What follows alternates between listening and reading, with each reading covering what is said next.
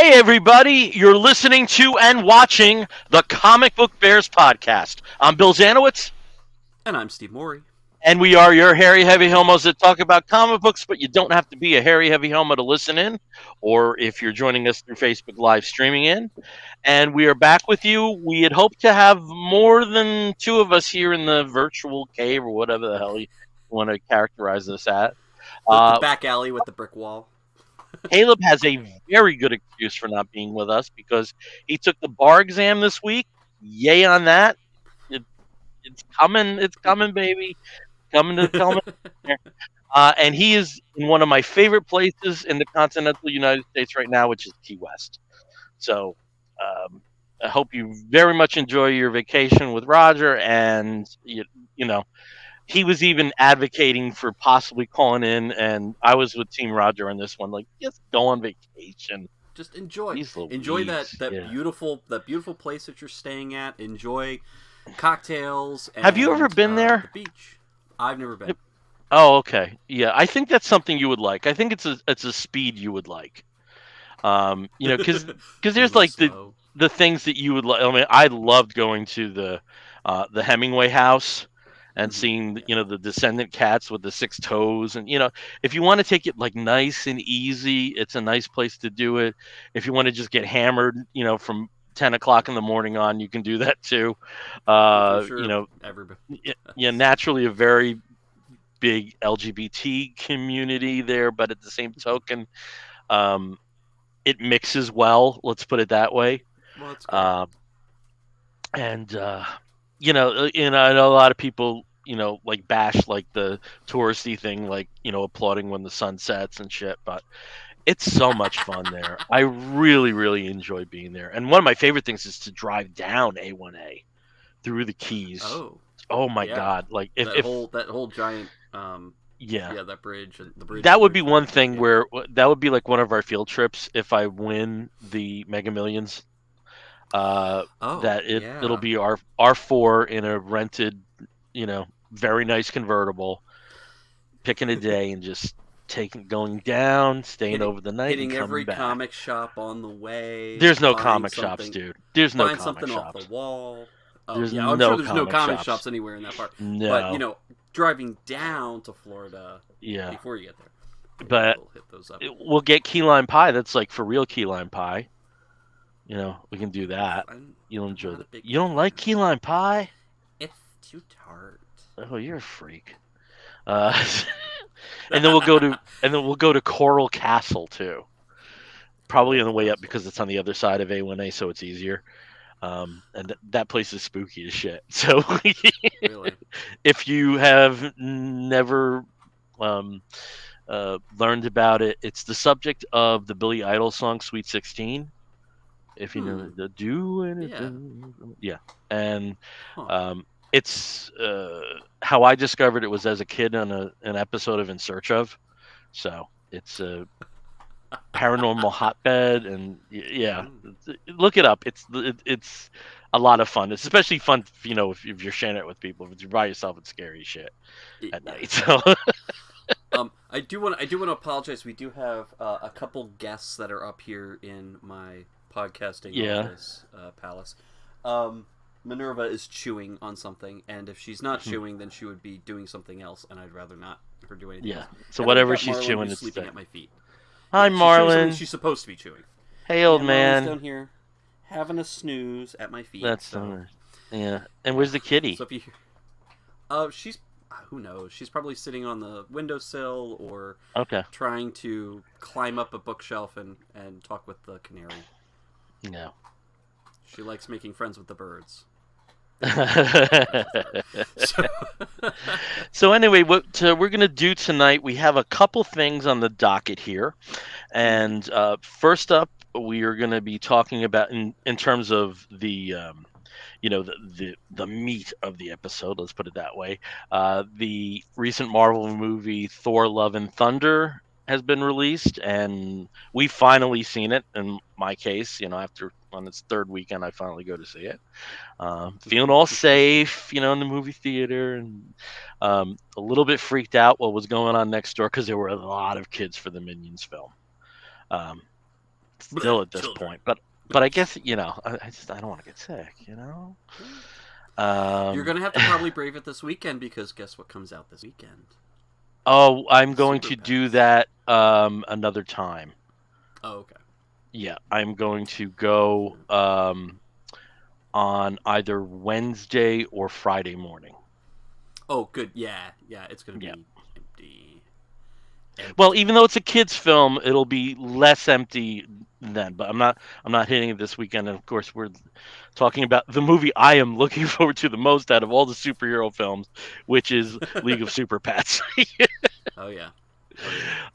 So we're going to be We have talking a couple. about. Yeah. Oh, Oh, if you've got I just people want that joined us, to. please Yeah, we let's got see people who's who here. just joined us. David Dave Toby, Hey, Dave hey, Bears. hey, Hey, the David. Qual of Comics. The Qual of Comics, love it. Yep. And then of course our good friend John Runyon. Oh Ooh, Lord, lordy. Assemble. A bit of meat in Thor movie. Agreed. Yes. We'll talk about a bit of meat in the Thor movie. Yeah, whatever. Talk about Thor. Look at my reactions. That's a precursor. We're also going to be covering a lot of the news and developments that came out of San Diego Comic-Con that wrapped up last weekend. And we each have, one or two books we're going to talk about. Not going to be a book-intensive episode because of the other stuff we're going to be covering. We're going to start off with our Geek Gets. And Steve, did you get anything in the geek fashion gets that were not comic books that we can show off to the people? I have a few. Yeah, I got a couple things because, of course, every time that there's a Marvel movie tie-in at McDonald's, I try to get as many of the toys as I can. A lot of times they sell out, or or I go to pick up and I'm stuck with a Sonic the frickin' Hedgehog or Snow White or whatever, whatever kind of toy they can dig up. Oh my God, Scoob! I got Scoob for a year, like 2 years. 2 years in a row. I got Scoob, which was a fun movie, by the way. I recommend Scoob if you haven't seen it because it's cute. But I went and I got a couple more. 2 more that I didn't have of Rocket Raccoon and of course the Mighty Thor. I got the Golden Armor Thor, which is awesome. So that's one I don't have. I had so far I've got Valkyrie. I've got Thor with just Stormbringer. And of course Groot, who looks really weird, but that's just the. Whatever. Apparently, Mighty Thor is very hard to find. Of the toys. Apparently, that's the one that people are having a lot of problems with. And you do have it. I do have her. You special. That's great. You so special. I don't have the goats. So I don't have love the the goats goats. yet. I don't have, a couple of the other ones. But yeah, so and who knows if they'll still have them after this weekend because, usually they only stick around for about 4 weeks before they're either completely sold out or they go on to the next tie-in. It's also been frustrating because we've seen on the international front that another Happy Meal promotion that's been happening in Australia and Singapore has been League of Super Pets. And so far, no indication. I have a feeling that if it doesn't happen, they may time it with a home video release. Because the toys are made. I don't think... there have been some that have been, specific to certain regions that haven't hit in the States, but it's rare. So, and maybe we'll walk into McDonald's on Friday and that'll be the new promotion. Who knows? You never know. You never know. And then I will be eating a shitload of Happy Meals. You don't have to buy the whole Happy Meal. You can just go in and get the toy. You can buy the toy, but they're a pain in the ass with that around me. Oh man. Oh really? There was one store that was beautiful. They would put it in the Happy Meal bucket, and then they got to the thing where they would only sell it if you bought all 8. And I'm like, perfect, Yeah. to do multiple trips. And then they changed management there, and now they're not as nice. Yeah. Well, here the stores don't even get all of the toys. They'll get 1 or 2 of the varieties, and then nothing else, or a couple weeks later they'll get some new ones, but it's just you have to be careful. You have to ask which ones they have, and half the time the person working the counter is like, I don't know, the Thor one, and I'm like, So you were talking about things, and again, there's some regional issues about look at him. David's tempting Bill here by saying David, someone in those Australian Pacific regions who was traveling to Well, be near you if you soon. are going to one of those establishments and think of it, I would appreciate it. Let's put it that way. But don't feel like you're under any obligation, because eat healthy, please. Not just the You don't have apples. to eat the toys. I just want the apples and a milk. I just want the milk and the Yeah. apples. Thanks. But we were talking about regional differences, and one regional difference, and this is tying directly into my geek gets, is that the McFarlane reissue. Well, they can't even call them reissues, but they have now put out a line of Superpowers toys through McFarlane, and they have hit stores in the Pacific Northwest and in mostly the Eastern South, but not every place has hit them yet. And I'm dying. There's only 5 items that are out. There's a Darkseid figure, a Batman figure, a Superman figure, a Supermobile, and a Batwing. That's the first wave, and it's an affordably priced line. The vehicles have an SRP of $20. Oh So wow, that is cheap. yeah, I That's really want to get these, but I haven't seen them yet. But I have been able to collect a full line and of McFarlane toys. So I have all of the Page Punchers, and these are cool.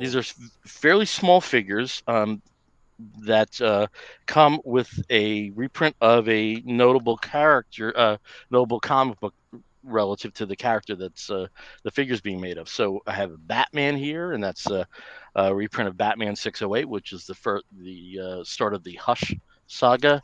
Flashpoint #1 is here for the Flash. Superman Rebirth #1 is there for Superman. And there's a variant cover of Black Adam Endless Winter Special for Black Adam. So this is the entire first wave. I had pre-ordered these, but they're, again, a very sensible price point. They're $10. Yeah, Figures are a little small, I'll admit it, but that's okay. And I'm still expecting my pre-orders to come in, and once those come in, some of these will come out, and the books will become part of my comic collection, and the toys will become guardians of graphic novels on the shelves or something.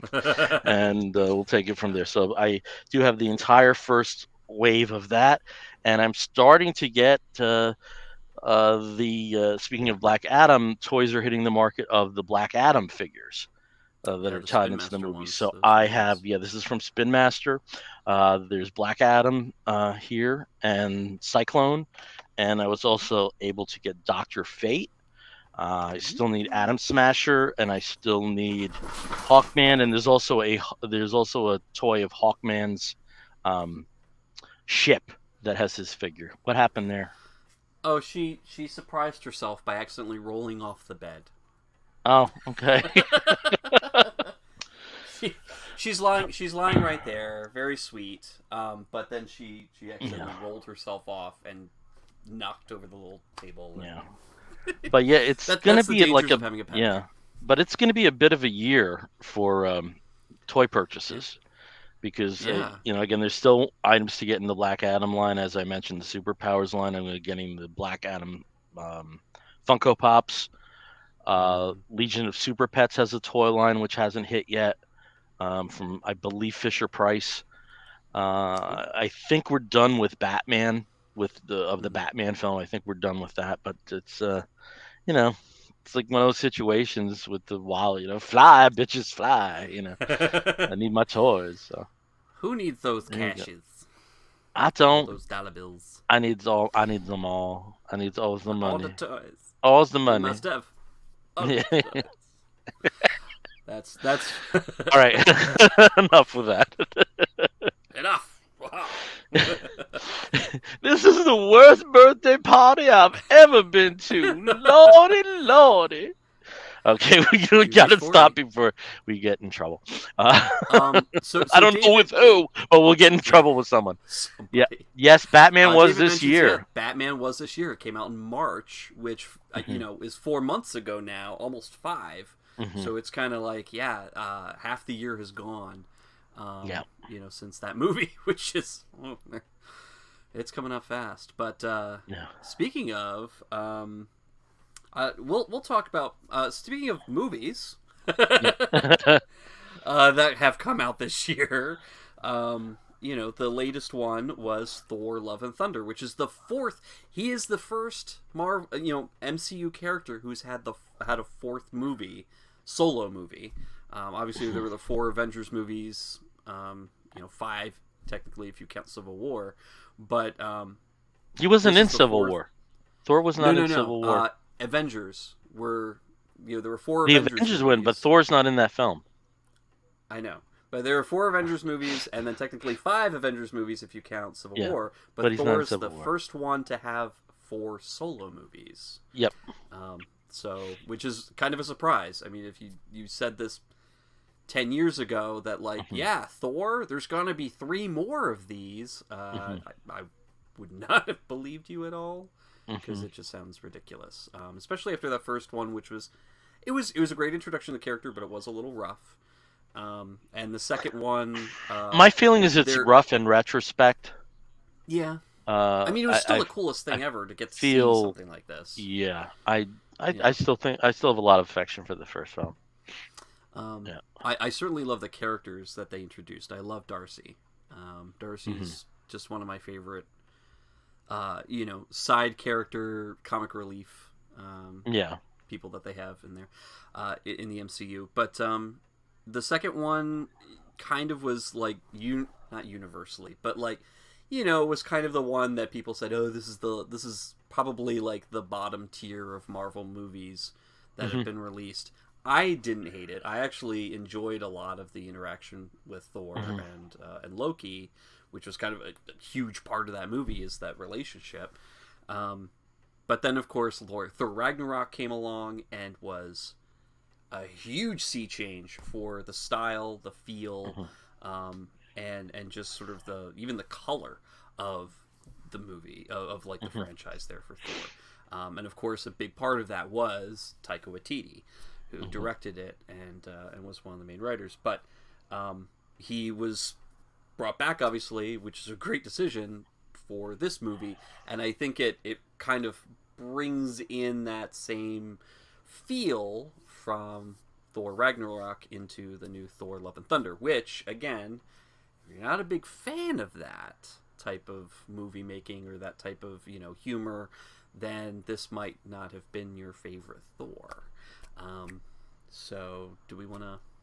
Yeah. Well, why don't you give a basic plot, and then we can go into what we felt about it, because I don't think we're on the same page. No. No. We talked about this before. This is not a surprise how we feel about this movie to each other anyway. So Thor: Love and Thunder picks up after the events of Endgame, where Thor has joined the Guardians of the Galaxy on their galactic guarding that they do. And in the meantime, of course, through a wonderful opening sequence, he's shown that he's lost all of the chubby fat Thor. Sad for me, but he looks good, I guess, and is now back to full Thor fighting style,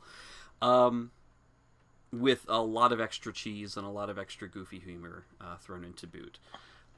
He heads back. He hears about some potential disturbance of some person who's going around killing gods, and this is... You should mention who he's hanging with at the beginning of the film, though.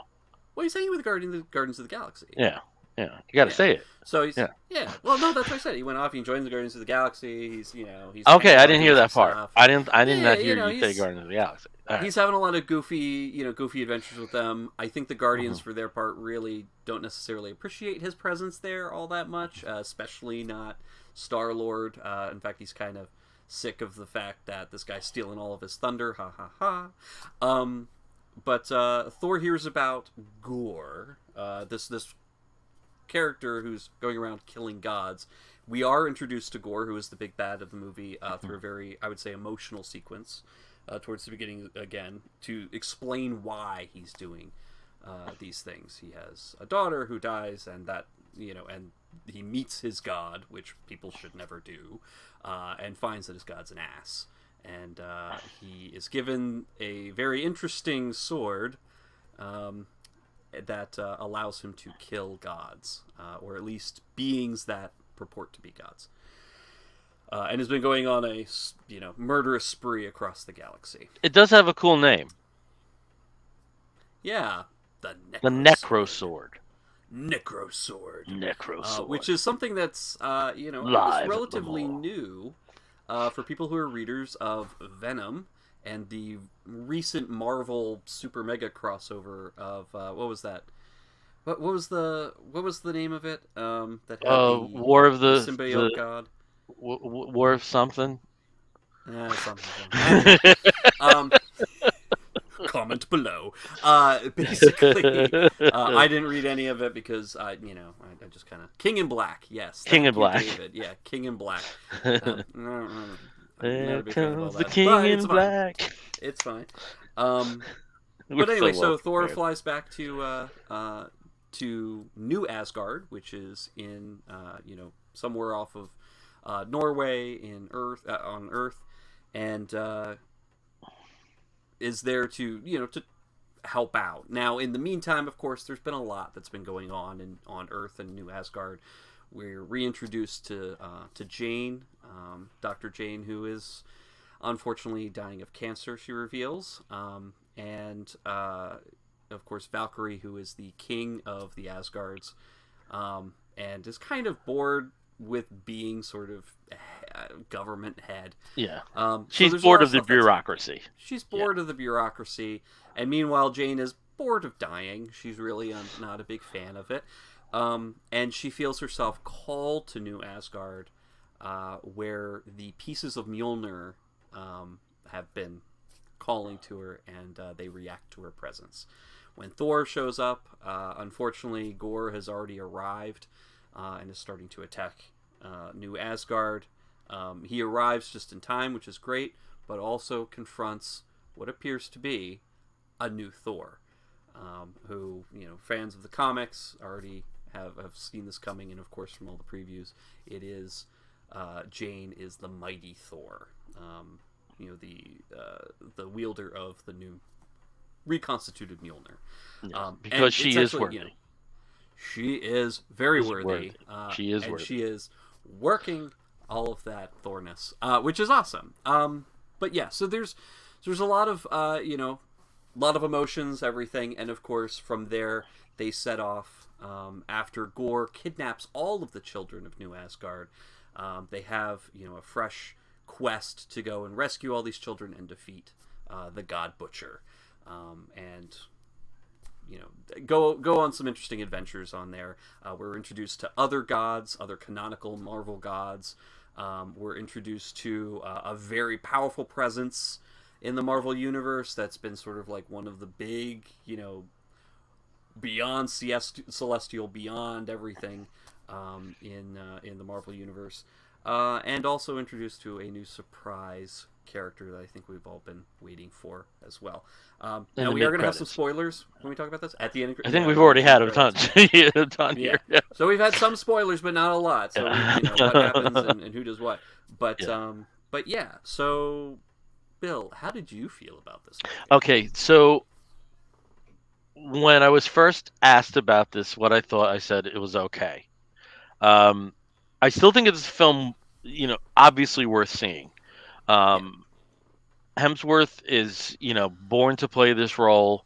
All the other actors and actresses equate themselves, to varying degrees, but very well.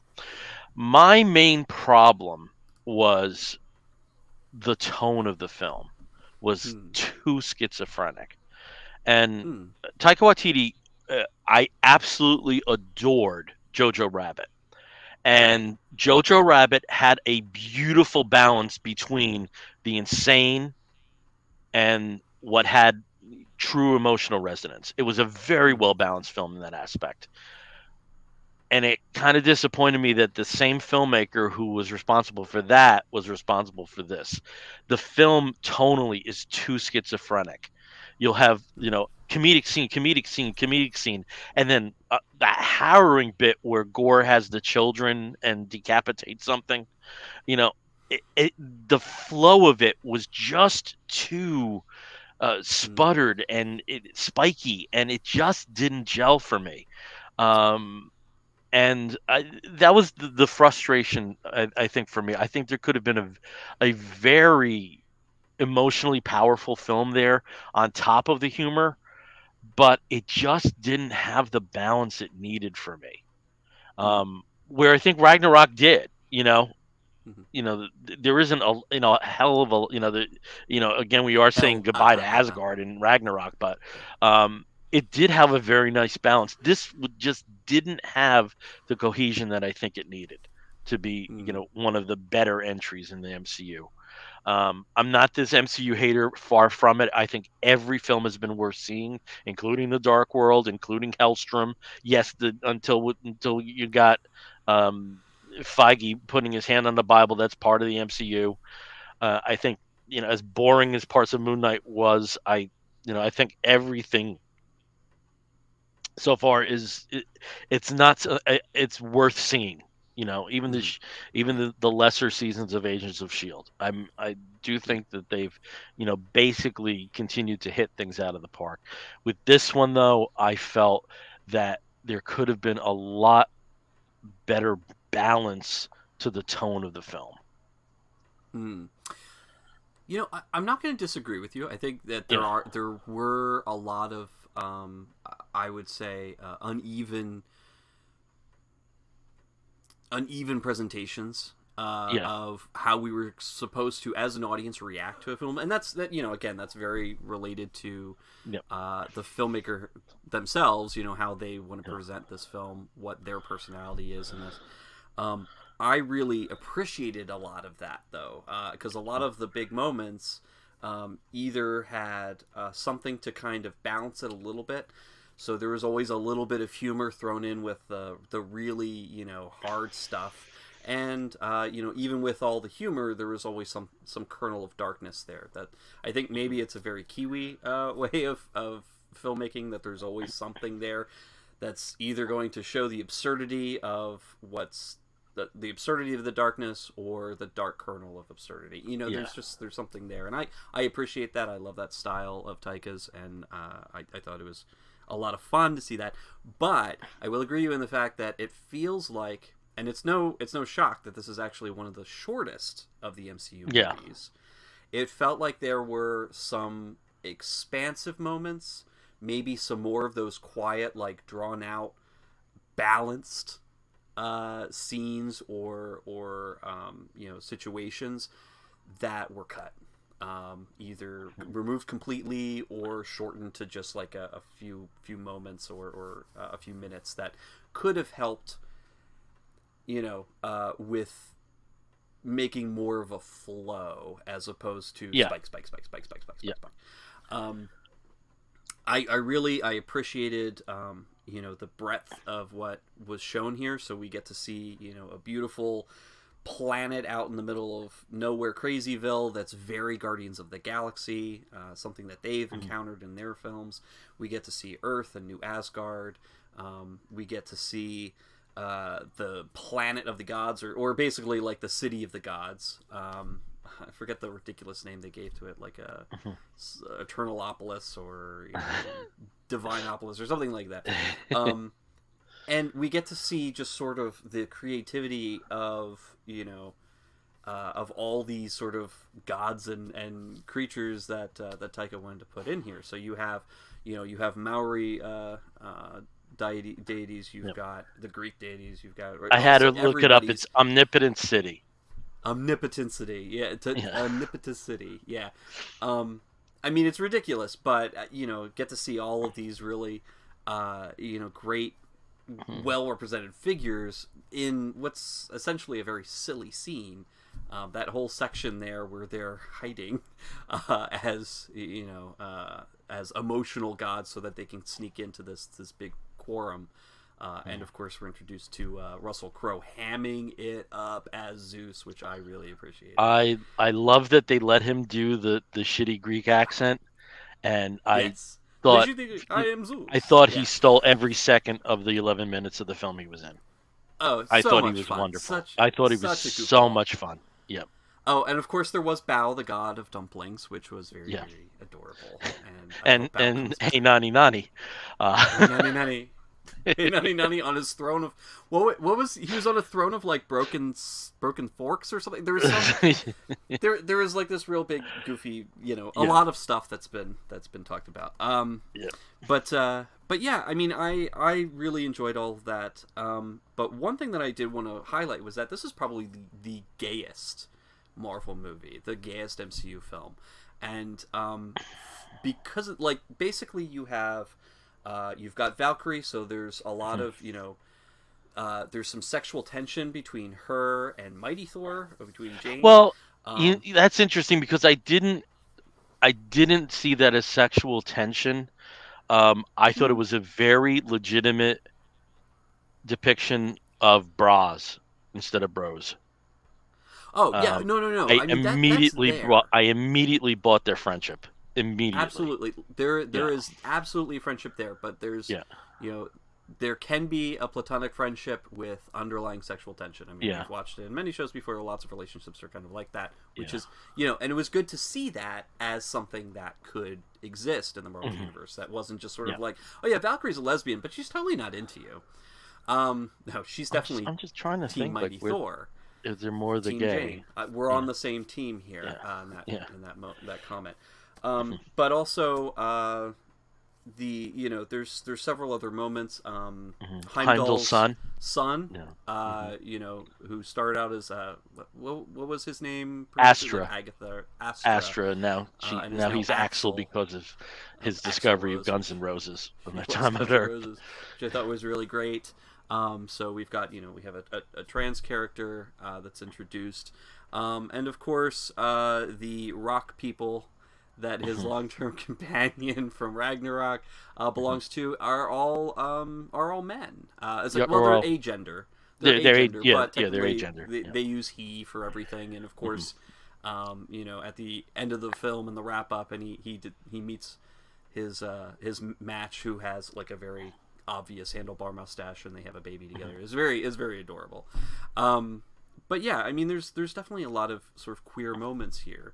And even in omnipotence,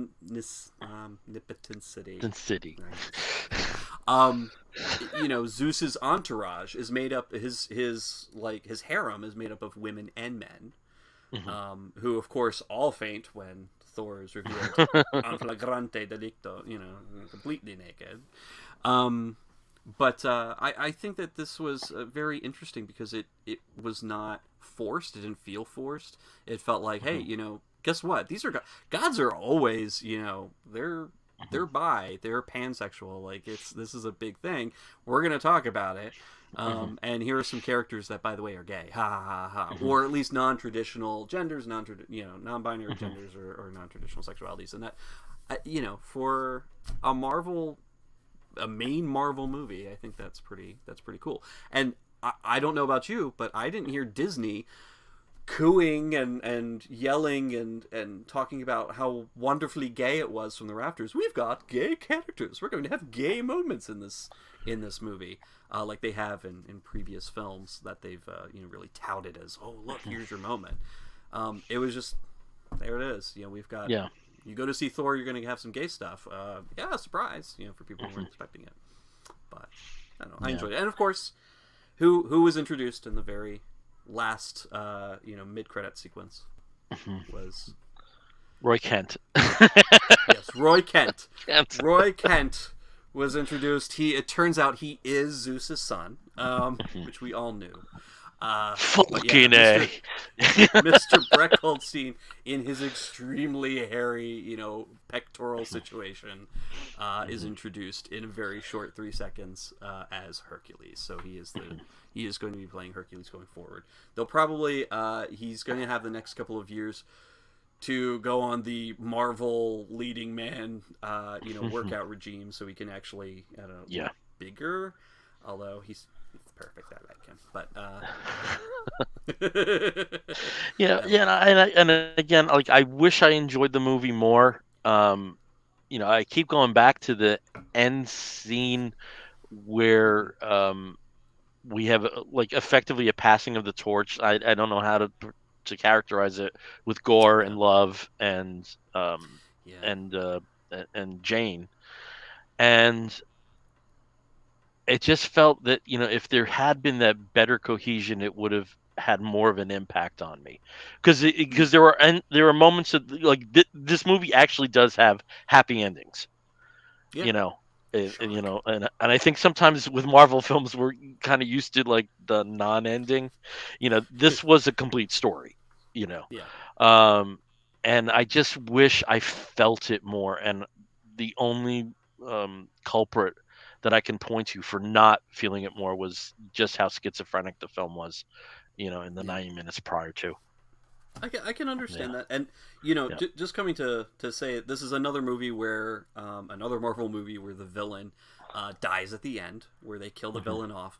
But in this one, it felt like there was value in that death Yes, because yeah, he's redeemed in that moment. This yeah, isn't a like fuck you to my dying breath kind of thing, and then yeah, push him off a cliff or something. no. This is one where he's like, everything I've been doing is for the memory of my daughter. If I can Mhm, bring her back, can you care for her? Can you make sure mhm, that she thrives?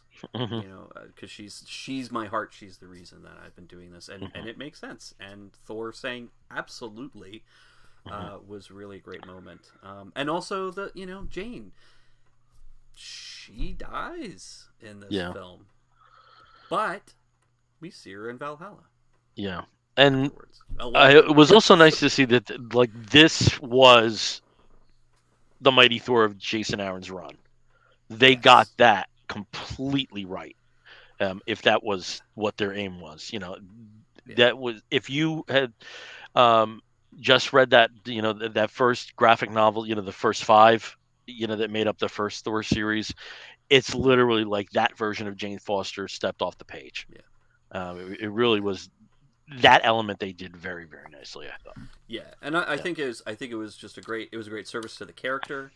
Um, and it was just yeah, it was a great service to the character, and I think they really did make a very heroic Mighty Thor, not just Lady Thor, which Mhm. they did make fun of. Yeah. They brought that in, that sort of like Lady Yeah. Thor, But and again, vice versa. there did feel like there were moments of forced humor, like her searching for her battle cry, and Yeah. I'm just not used to that in his films because Mm. what we do in the shadows has a wonderfully organic feel. It feels like that. It feels like a completely improvised piece. I know it's not, but Well, there's and some of that, but then there's also just a lot of his work is a beautiful organic feel to it, and this just didn't Mhm. have it. Yeah.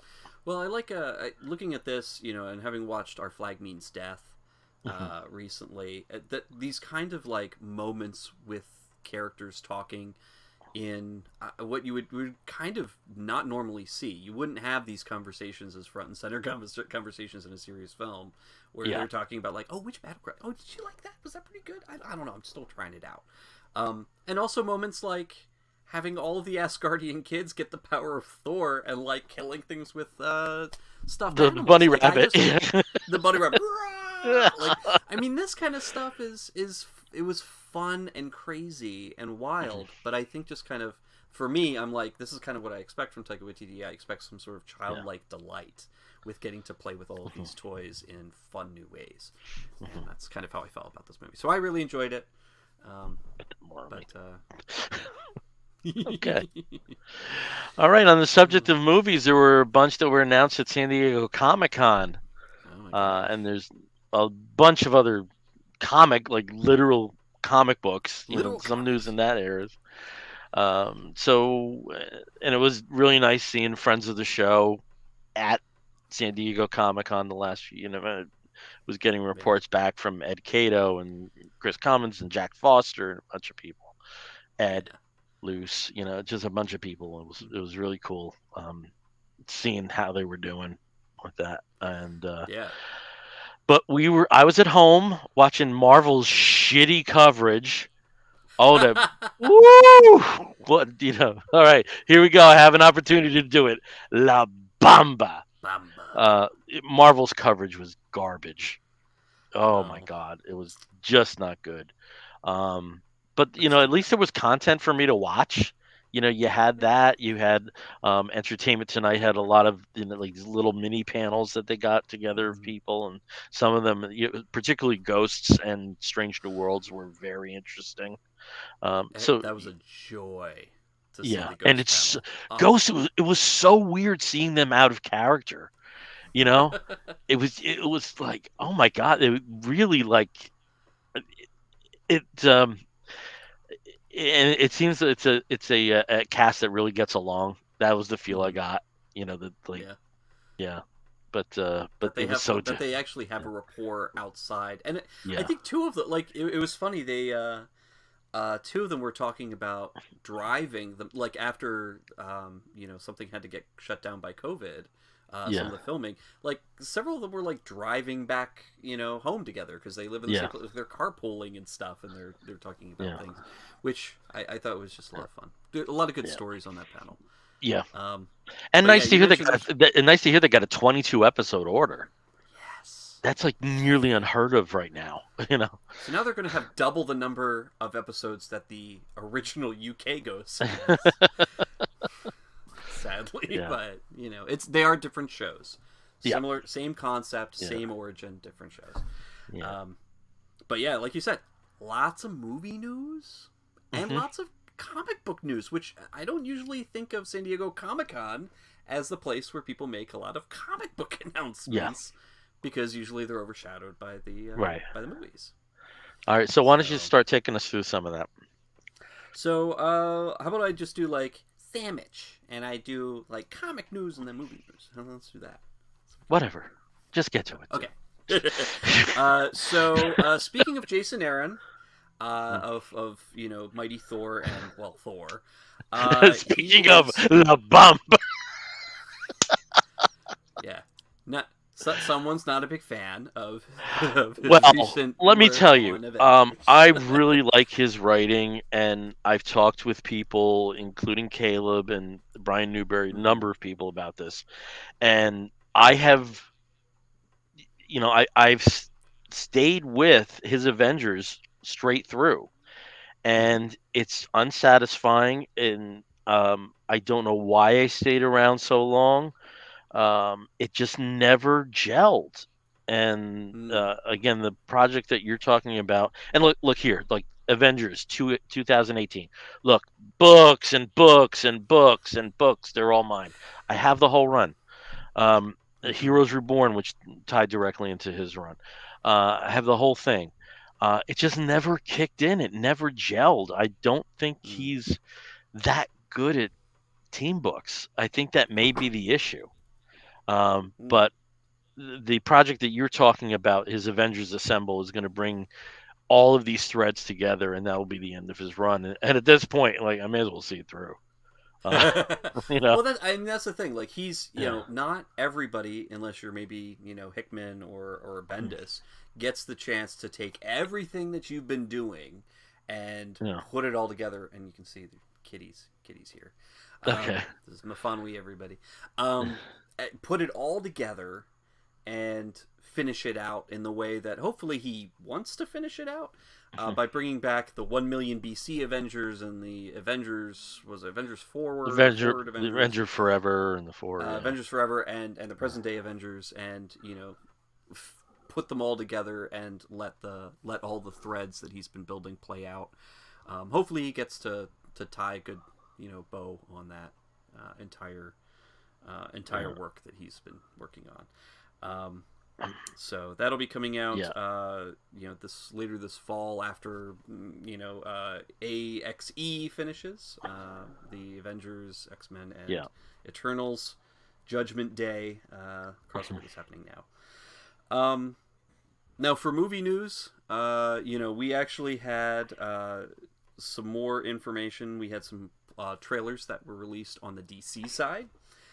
We had a full trailer released for Shazam 2, Hmm. which looks great. Hmm. Lots of fun. You've got everybody in costume. Everybody's kind of gelling with their in their superhero identities, except for Shazam himself. Billy is, basically telling the entire or narrating the whole trailer, talking to a And therapist. let's also get the title. It's Shazam: Fury of the Gods. Fury of the Gods. I want to make sure that Fury gets out of the there. Gods, not Electric Boogaloo, which it should be. But No, it should never be that. should always be Never. Anything with a 2. Shazam Never. 2. No. But anyway, and of course, we can't have Shazam: Fury of the Gods without mentioning the other movie that is coming out this year, in a couple months, called Black Adam, that has been teased by The Rock for I don't know how many years, but it's now finally coming in November. And of course, we got another trailer, this one with a lot bigger, a bigger look at Black Adam himself, as well as the other members of the Justice Society, Hawkman, more Adam the Dr. Fate snippets Dr. I saw. Fate. I was like, I was doing the happy clappy. It really was. I really do hope Dr. that's Fate the breakout character. I really do, because I think there could be a fantastic Dr. Fate movie. I think that's a character that would work so well cinematically. Absolutely. If handled correctly. Yeah. So we'll see, about that, because that does come out in a couple months. Now, we still don't know necessarily yet who the big bad is. If you look at the toys, it's pretty clear Sabak has a role there, but that doesn't mean he's the only antagonist. Sabak is in there as the toys, so kind of like anti-Shazam, anti-Black Adam, basically. But I keep hoping for sort of like a maybe a feel of the King Cobra, that whole situation from JSA where Atom Smasher kind of. Oh, you mean Cobra? Cobra, yeah. Cobra with the K. Yeah, Cobra with the K. Not Cobra with the C, because that's copyright infringement. But Cobra with a K. But yeah, there's some interesting stuff there that maybe they'll come out with. But who knows? We'll find out. We've still got 3 months left, so we probably got 4 more versions of this trailer. Yeah. On the comic book front, again, also with DC, our friend of the show, love him to death. Cena Grace announced that he is going to, he's already done, a YA Superman book called Harvests of Youth. That has young so looking forward to this. I'm so excited. So looking forward to this. I mean, I love Cena Grace's stuff. I love Cena Grace, but getting to see him, do this with Superman and getting to do an entire novel on this is going to be a lot of fun. So I'm looking forward to that graphic novel. MCU. Oh, nothing happened. I was surprised there wasn't any announcements on that. Yeah. I think Kevin Feige walked on stage, said nothing to see here, and walked off. This was the headline, no question about it. That we have so many things. I don't know. This year, I mean, we got the trailer for Wakanda Forever, which we really haven't seen anything from that. So we got to see the full. Yeah, Namor. We got to see Namor and all of his, lots of abs and pecs glory. Yeah. I mean, not just Namor, but you're seeing, in that you have Namora, you have Tuma. There's a whole lot of Atlantean. A lot of Atlanteans. You've got Riri, who's introduced. Basically coming to see Shuri and starting her work on her Ironheart suit. You've got Angela Bassett being awesome. There's just so much that's kind of highlighted there, and of course they're only giving you a little taste of what you might see. There's clips and snippets and hints, but we'll see everything when it comes to fruition later this year. I didn't realize just how tall Winston Duke was. He's a big dude. He's a really tall dude. I mean, I did not realize how tall he was until you saw him against, like everybody else. Really. Like, oh. Yeah. Ooh. Yeah. But yeah, I mean, there's some great stuff for this year. We've also got She-Hulk. They released the trailers for the new She-Hulk series, which comes at the end of August. And She-Hulk Attorney at Law. You have to get the whole title in there, son. Yeah. Yes. And then also I Am Groot, which are a series of shorts for Disney Plus that are also coming out. Groot, baby Groot mostly in different shenanigans, which is a lot of fun. And some other announcements. Moon Girl and Devil Dinosaur cartoon coming out, and a couple other things for this year. But what also happened is that people who were there got to see the Ant-Man and the Wasp: Quantumania trailer, and you can see some bootlegs, as you know, if you catch them at the right time before they're Disney taken takes them down. And they also did Yeah. receive some footage of Guardians of the Galaxy Volume 3. Yes, a few little snippets from that. But one of the big things is the stuff that we didn't see the trailers for, but we did see. The slate was finally complete for next year and into 2024 for Phase 5. So we're getting to see all those movies. Quantumania starts everything off. There's lots of shows. We've got the Agatha show on there. We've got Coven of Chaos. Coven of Chaos. There's just so much. I've got to get those full titles in. You've got like the big slate for everything next year, including a surprise. And we want to mention this because two surprise. I thought there were two big surprises on that slate. Two big surprises. One of them is a new series from a particular character who we didn't know was going to be coming back to the MCU until his appearance in No Way Home. Now is getting a new series. So Daredevil is coming back. Born Again, 18 episodes. Yep, 18 episodes. So, crazy. Yeah. But yeah, I mean, there's just a and also that this phase is going to end with a Thunderbolts film. Yes. And you've seen seeds of that with Julia Louis-Dreyfus as the Valentina, and you've seen some seeds mostly on the TV, mostly in some of the TV projects, but now that's going to come into some form of fruition. Yeah. So, which is pretty exciting. Yep. And then we've also got some other shows, Marvel. And you did Ironheart too is a series. We didn't. Ironheart is a series. Yeah. These things we were kind of like we've already kind of heard about, but now are solidified on the schedule. Yeah. But then they did something wild, which is they put out. Oh, guess what? Here we already have some. Here's the basic roadmap for Phase 6. And it's going to start off with the Fantastic Four. So Fantastic Four is Phase 6, and this is 2025, so we got 2 years here. But Fantastic Four, and then it's going to end with, there's actually 2 Marvel movies that are going to be part of this. We're not sure if they're going to be back to back. There's openings in the slots, but eventually the anchors, are Avengers Kang Dynasty and Avengers Secret Wars. So and the theme that we are told is multiverse. So this is going to be all multiverse all the time. Probably everything's going to get shattered, and of course from Secret Wars.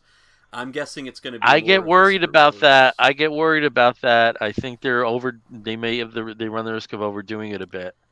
They could. We've had 2 good films that address this, and the issues of variance. I just hope it's well thought out, and it's not just a mechanism to correct the mistakes, which I worry about. I mean, they might be planning as a way to potentially reboot, because actors are getting older. I know this was the most sobering thought, and somebody posted online. Do you ever wonder what Marvel Cinematic Universe phase you're going to die during?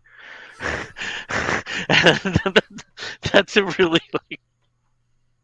sobering thought. That where am I gonna see it? What am I am I gonna get to see this story before I pass, or is it gonna be in the next phase?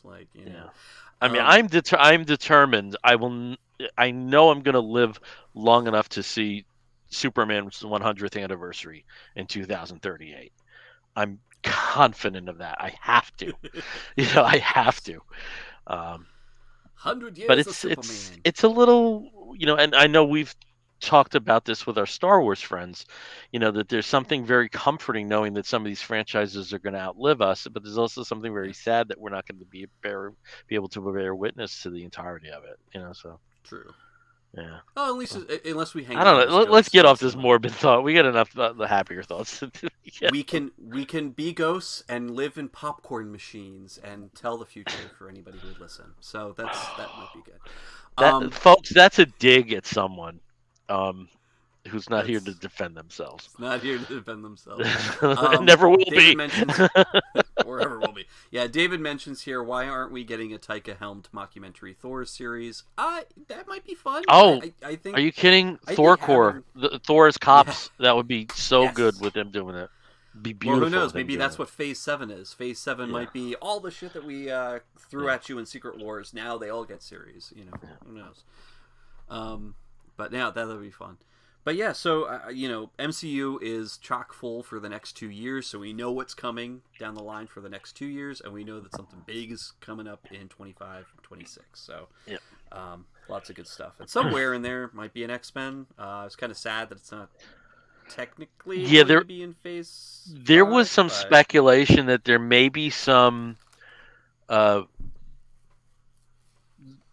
situations in connection with the merger of why they have to wait a little longer for Deadpool 3 and for the X-Men to appear, but we'll figure. I'm hoping they if they out. We've had one development and we may have another. I'm sure with Namor they're most likely going to address that, so they're coming. Just hope it's a phase I'm still alive for. Well, yeah, and of course, everything's going to get so there will be an Eternals 2 at some point. That they're going to address those strings. Not necessarily the Eternals 2, but the Eternals will return, and Thor is a great vehicle to address that. Thor 8, the only one who gets multiple more seasons. And it's nice to see with Chris Hemsworth just said, as long as you keep making them, I want to do them. Yeah. He's very happy to keep playing this character. So I'm, he's gonna if you told me, no matter what I said about Love and Thunder, if you told me that there were going to be more, like 4 more films like that, I'm okay with it. They won't be my favorite. I'm okay with it. Yeah. I have a feeling he's going to be the next Harrison Ford. Like, he's going to be making action movies until his 80s. As long as they keep wanting him to do it, he'll do it. Hips be damned, and broken bones and twisted ankles. Mm-hmm. So yeah, there's a lot of great stuff, and obviously, check it all out if you want. Comics, some quick comic news. Greg Capullo and Todd McFarlane are going to be revisiting Batman and Spawn, which is really cool because that one. When was that? 96, 94, 90. Oh no, the crossover was later. It was like 96 or so. Okay. Yeah, so we're in the middle of the 90s. So it's been like almost a long time, and it's also been a very long time since Capullo has drawn Spawn. Yeah. So this will be interesting when it comes out. Yeah. Also, Dan Slott is coming back on the Spider-Man as just with non-superlative, non-superlative Spider-Man, a monthly book with art by Mark Bagley. Yeah, so that's a team that is going to deliver on a monthly basis. Bag is a beast when it comes to, keeping to a monthly schedule. So, yeah, I'm happy about that. I'm the first to say that Slott stayed too long on Spider-Man the first time, but if he has a few good more stories, that are, especially if they're not necessarily the main book, I think that's ideal. If I can't get Marvel team up with Slott, I get this. I'm fine with that. Yeah, you get what you want. There you go. Yeah. And then of course, there were plenty of other trailers that were released that are not necessarily comic book related. So you got the new Lord of the Rings series. You got the new, which is what Comic-Con has become. Yeah, we exactly. Hollywood, like a big Hollywood, like, hey, this is our big, Netflix, Amazon Prime. We're all throwing our streaming services out. One thing though that did pop up obviously was the final trailer for Sandman and a lot of other information through the panels and through through the other stuff that came out. Sandman, which starts next Friday, the 5th of August. I'm like buzzing. There's a level of excitement that has been growing for the past 25 years for me. So it's just now with Sandman, they're not releasing all the episodes at once, right? No. I don't know. I'm trying to remember if they had that information. Netflix usually does do everything all at once, rather than go weekly. So I think for marketing series like this, they've had exceptions to that too, though. They've had exceptions to that too. I have a feeling that they're going to try and put all the ones. Or maybe like a volume 1 and volume 2.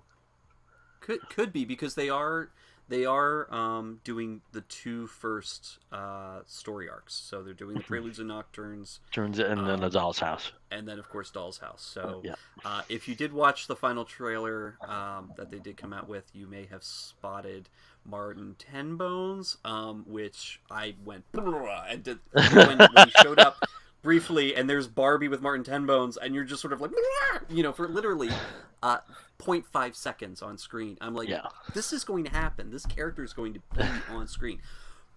Pumpkinhead, Merv is going to be on screen. These are all things that, to me, little old 12, 13, 14-year-old me who was reading Sandman, just could never imagine ever being able to see as a film or a TV series or anything. So I'm super excited about it. And of course, there's a lot of others that was announced. And I'm glad it's a TV series. I'm really glad that this format exists at this point, because I think a film of any of the arcs would have been too rushed. There's just so much there. There's too much. There's too much. It's too much. Too much. It's too much. It's Give too them much. 8+ hours to introduce these characters. It's too much. And of course they did release clips, so if you got to see Gwendolyn Christie and as Lucifer, and also with Mazikeen on display, you got to see Death in a wonderfully moving moment that immediately brought tears to my eyes. So this is definitely this is happening. And that's a trailer. Well, that wasn't the trailer. Those were released as the release thing. Okay. SDCC, so Sorry. But there's a lot. So it should be pretty good. Anything else that you wanted to kind of highlight from? No, I think we hit everything that there were some announcements that took place, like Star Wars casting and the Death of Superman special that to me probably came out of deals at San Diego Comic-Con. So I wouldn't necessarily lump them in, but I think we've covered a lot of the big stuff. Yeah. And my feeling was that this is, after several years, this is a return to what we expect to see for a San Diego Comic-Con. So we did have the weird Thanksgiving last year. I don't think was really had the impact or the feel of the San Diego. Of course, I'll tell you this though, I watched a lot of the 2020 at the Comic-Con at home. I watched a lot of it because I needed a fix at that point, and plus there was one weekend where we just had really shitty weather the entire weekend. That's something like that's just ideal to put on, but awesome. All right, so there we go. We handled the Thor, we handled the San Diego Comic-Con, and let's handle the comic books now.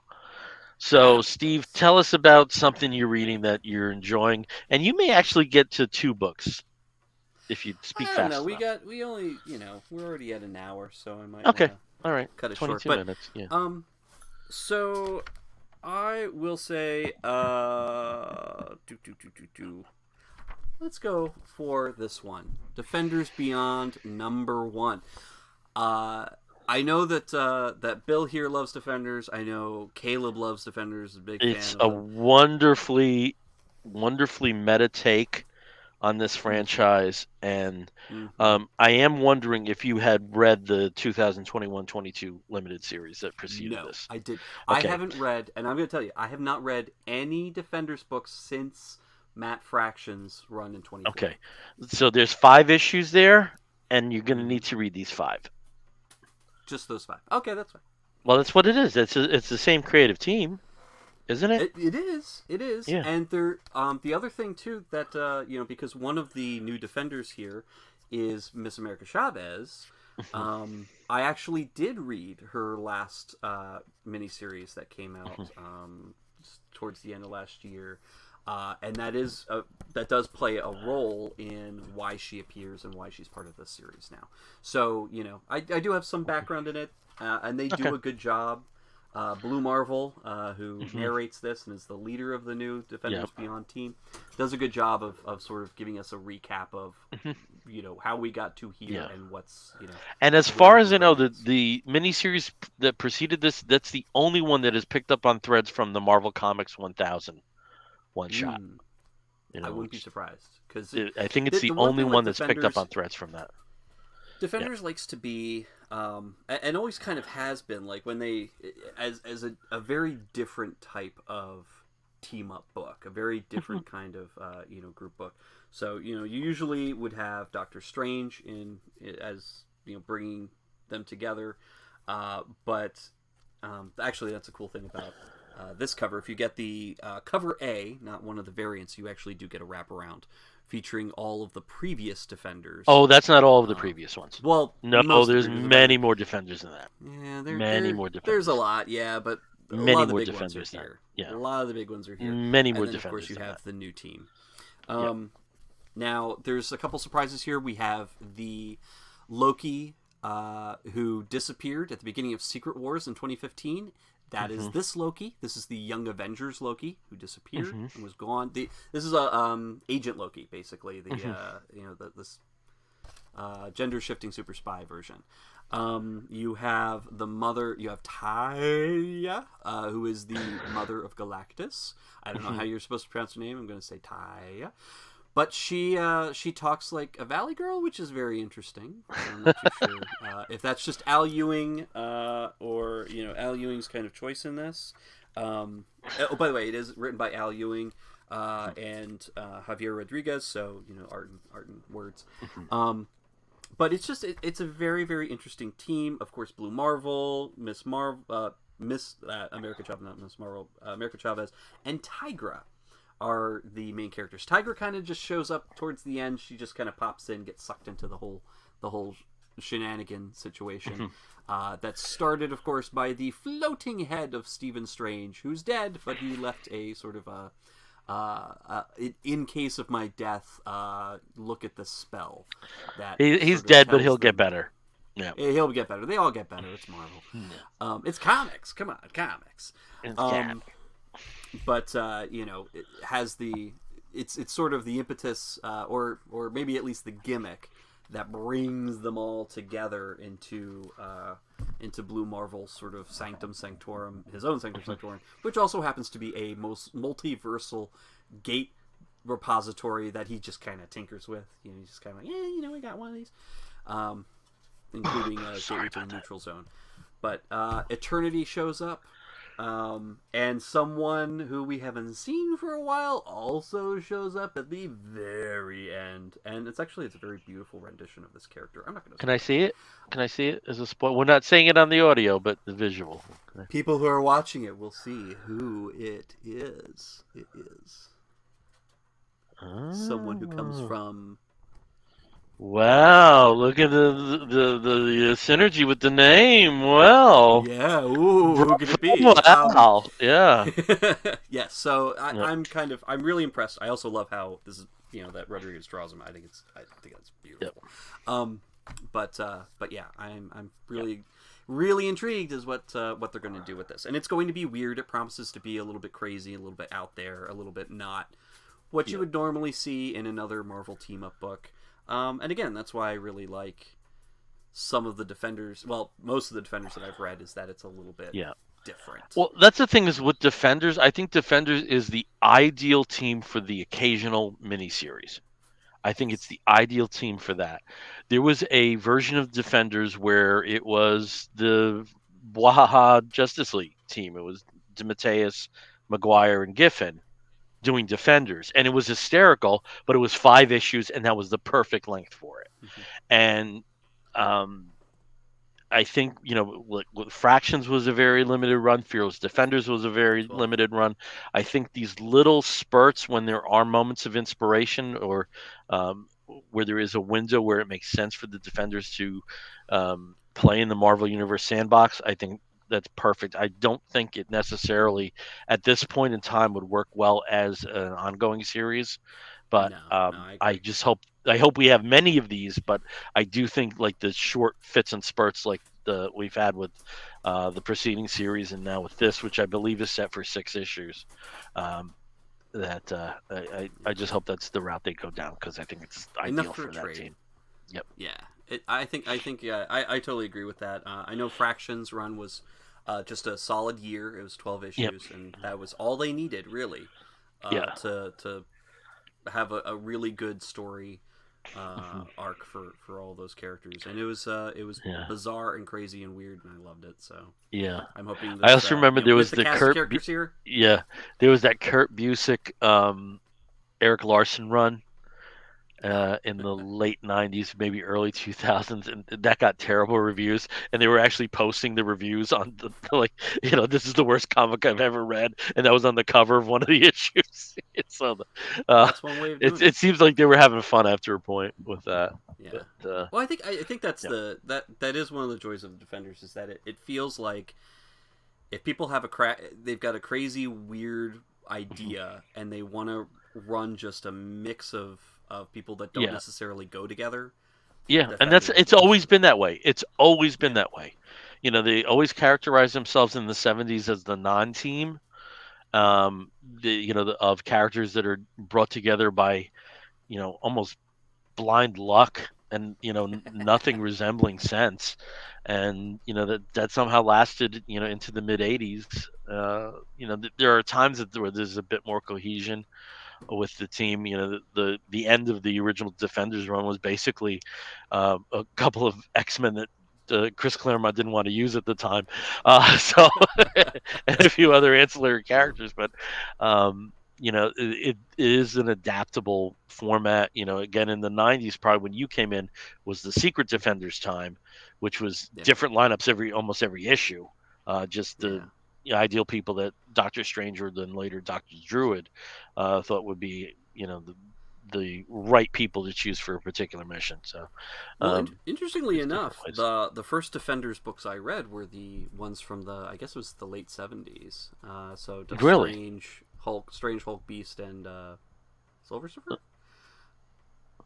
Well, probably like late Yeah. 70s was probably, you had, like Namor went in and out, Strange went in Yeah. and out, Hulk Mm-hmm. was kind of a constant, Valkyrie was kind of a constant, Mm-hmm. Hellcat was kind of a constant, Son of Satan was in the mix, Nighthawk Yeah. was almost always a constant.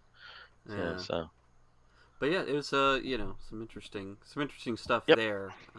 Okay. But yeah, most of the I haven't read or picked up any Defenders books since Fractions run. Yeah. So I'm really looking forward to this, and might have to go back, like you mentioned, to the last Definitely the last one. mini. I definitely think you should. Definitely, I'm sounding like a Definitely, Rain Man here. definitely, Definitely. definitely. Yeah. So Okay. what have you been reading?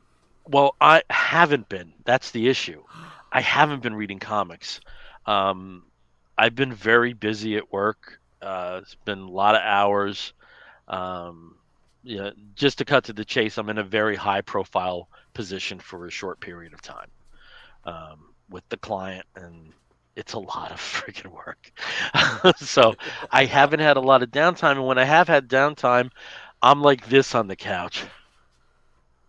So, No mood to pick up a comic, and it's and been too hot to swim outside. yeah. It's been too hot to be Ugh. outside, and there's always TV to watch. So I've been really neglectful of catching up on comics. But I did want to make a point of hitting a lot of the Pride issues from June. So, Yeah. from June, Jesus, 2 months ago here. And one book I wanted to talk about was DC Pride Tim Drake Special #1.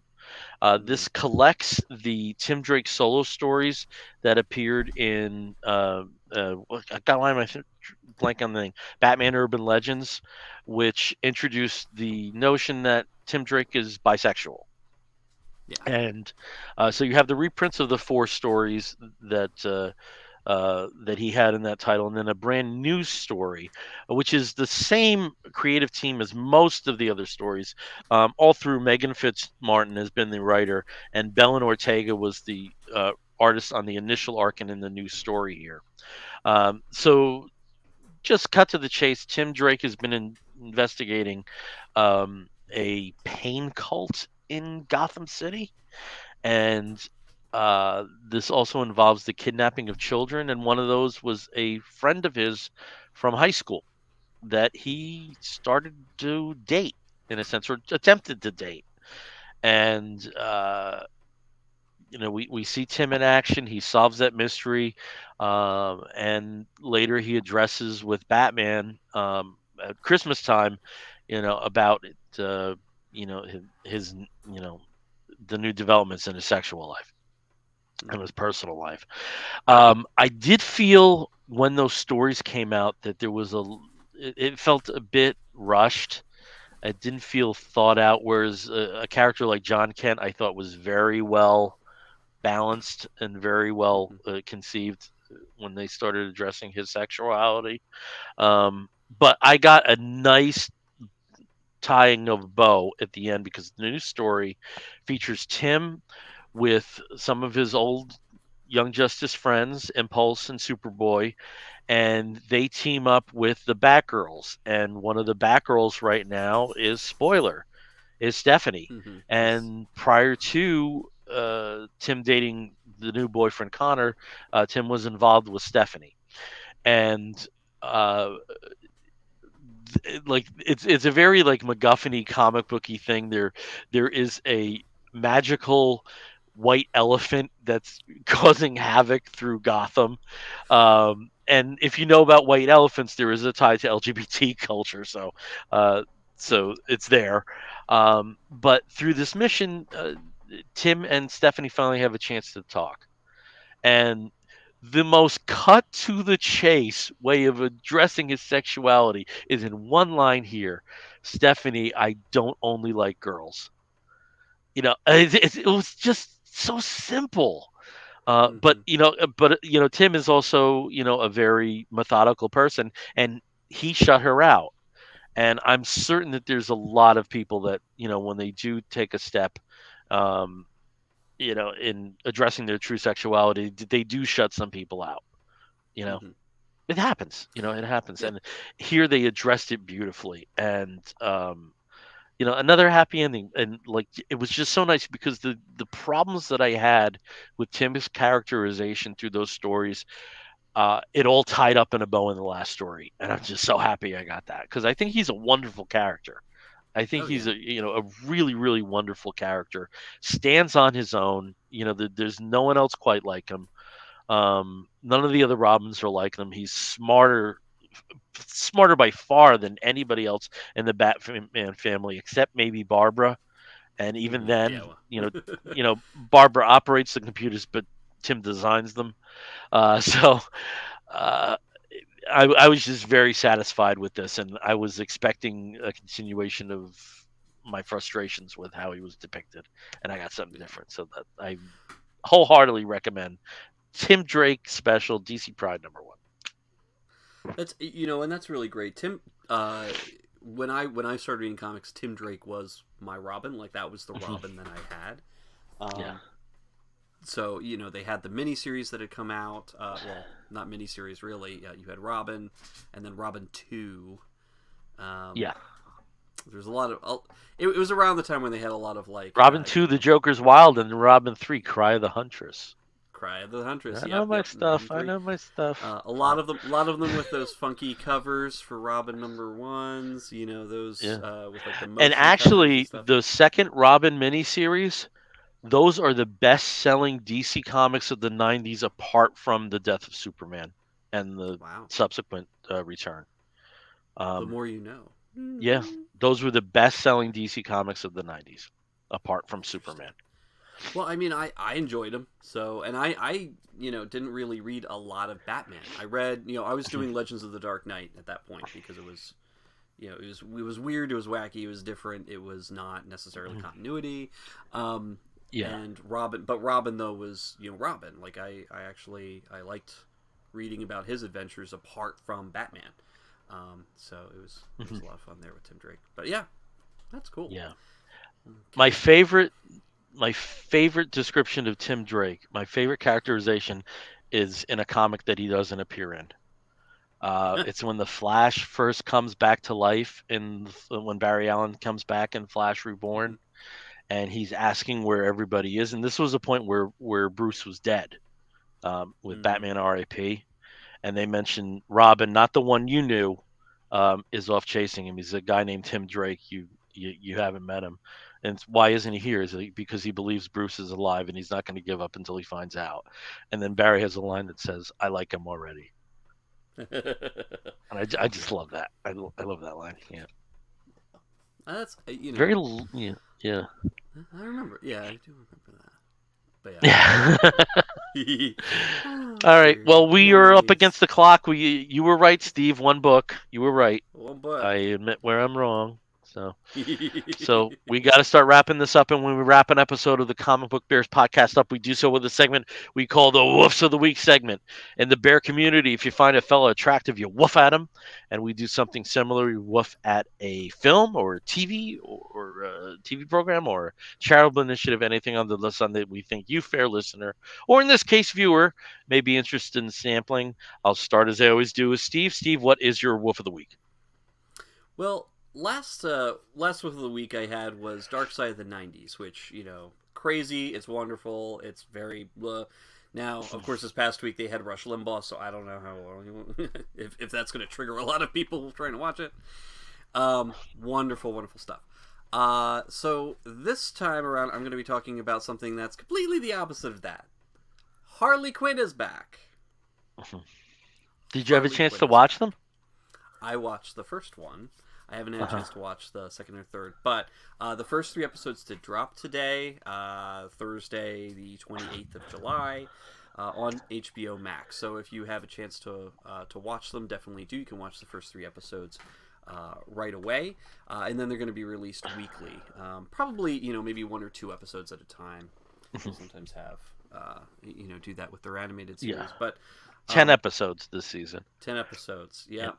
So I'm really excited with this. The first episode picks right off where season 2 left off, but then kind of creates a new dynamic right away, so that you get kind of a new status quo that may not be where you want everything to be, but is perfect when you have a chaotic show like Harley Quinn. And the biggest thing that I do have to say, and this is kind of like a secondary shout out, is that DC animation is just, consistently amazing. They also released the new Green Lantern movie today, this week. I got that.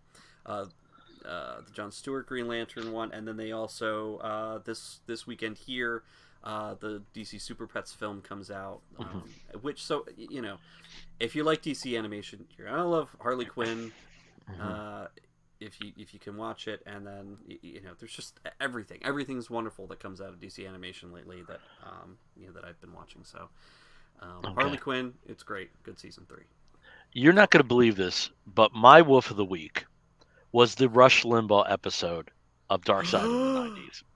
Okay. Really? It was remarkably well done. There were some facts I did not know. A thing that's been commented on is we recently came into like the first or second year that he's been dead. It's the anniversary of his death, and it's not heralded because he didn't leave anything of value behind. Seeing the direct correlation with MAGA with what he established in the '90s and the role of Roger Ailes, and basically how his show was almost like a dry run for Fox News, and just the sheer hypocrisy left and right. He just it painted him as a villain, and that's how history should know him. And I think that the episode was clear on that, even with people who worked with him closely, acknowledge that there were circumstances that were where he was not on the side of the angels, to say the least. So it's a wonderfully constructed hour about a terrible human. Let's put it that way, but it's worth seeing. But just to end on a slightly better note than that, my other Woof of the Week goes out to Mocha de Gorilla, a Gorilla Snot Gel, which is this. This is a hair gel.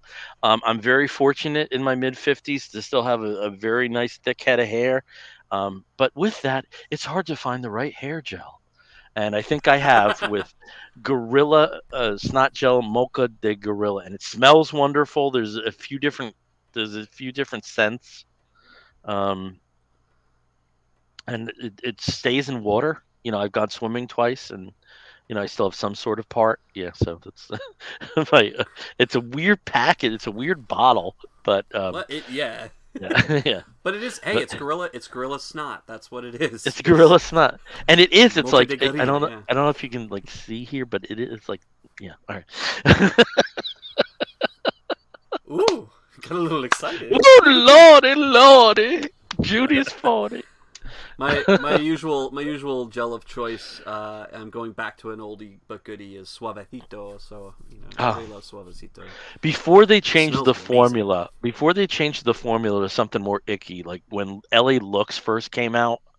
I mean, that stuff you could fire a bullet on my head and it would bounce off. I mean, it Oh was yeah. like perfect. Yeah. Didn't it But always look like it had sparkles, like glitter in it, but it didn't actually have glitter? Like I no, don't know. I just no, remember the bottle no. just being just the Yeah, we bright would have blue that or the like bright especially when they green. got the color. Yeah, but the first formulation, then it got like goopier, but the first formulation was like crazy. Just keeps getting goopier and goopier. I don't know what to Yeah. do. But now I have Mocha de Gorilla Nacho for my hair. All right. On that very strange note, we're going to wrap this episode up. Again, we are the Comic Book Bears podcast. You can find us on the Twitter and the Tumblr and the Instagrams Comic Book Bears. You can find us on the Facebook as Comic Book Bears Podcast. If you want to listen to us, you can download us through Apple Podcasts, listen to us through Stitcher Radio, or catch us on many of the other podcatching platforms. If you want to write to us, please do so by sending an email to comicbookbears@gmail.com. And if you are watching us on the Facebook Live, thank you for joining us. If you are watching us later on YouTube, thank you for joining us. And please leave a positive review on YouTube. We would greatly appreciate it. And extend those positive reviews onto Stitcher and to Apple Podcasts as well. Always appreciated. Until next time, I'm Bill Zanowitz. And I'm Steve Morey. You're going to hear a woof and an explosion. If you're listening to the audio version, we'll be back in 2 weeks. Take care, everyone. Bye bye. Bye bye.